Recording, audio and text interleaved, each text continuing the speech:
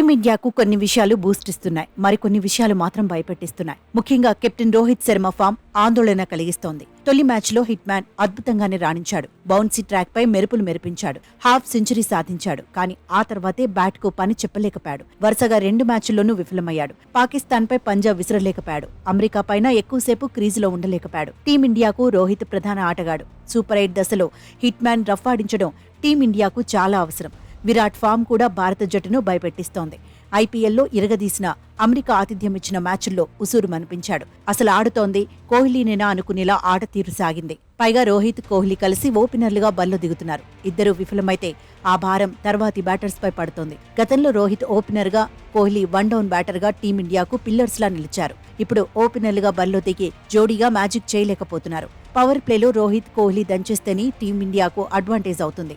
లేదంటే సవాళ్లు తప్పవని ఎక్స్పర్ట్స్ సూచిస్తున్నారు. బూమ్రా తర్వాత భారత జట్టుకు సిరాజ్ కీలక బౌలర్. పేస్ కు అనుకూలించిన న్యూయార్క్ పిచ్లపైన ప్రభావం చూపించలేకపోయాడు. టీం మేనేజ్మెంట్ అంచనాలకు తగినట్టుగా రాణించలేకపోయాడు. 3 మ్యాచుల్లో బరిలో దిగిన ఒకే ఒక్క వికెట్తో సరిపెట్టుకున్నాడు. స్పిన్నర్లు చాహల్, కుల్దీప్ యాదవ్ ఇంకా బరిలో దిగలేదు. తొలి 3 మ్యాచ్ల్లోనూ అవకాశం రాలేదు. అంటే ఇద్దరికీ మ్యాచ్ ప్రాక్టీస్ లేనట్టే. సూపర్ 8లో అవకాశం దొరికితే నేరుగా బరిలో దిగినట్టు అవుతుంది. గ్రూప్ దశలో ఆడని చాహల్, కుల్దీప్ ఎలా రాణిస్తారనేది హాట్ టాపిక్ గా మారింది. సీనియర్ ఆల్రౌండర్ రవీంద్ర జడేజా కూడా భారత జట్టుకు ప్రధాన ప్లేయరే. కానీ ఇంతవరకు ఇంపాక్ట్ చూపించలేదు. బ్యాటర్గా, బౌలర్గానూ విఫలమయ్యాడు. 3 మ్యాచ్ల్లో కలిపి ఒక్క వికెట్ కూడా సాధించలేకపోయాడు. బ్యాటర్గానూ పేలిందేమీ లేదు. ఆల్రౌండర్గా చోటు దక్కించుకున్న శివం దూబే తొలి 2 మ్యాచ్ల్లో దారుణంగా విఫలమయ్యాడు.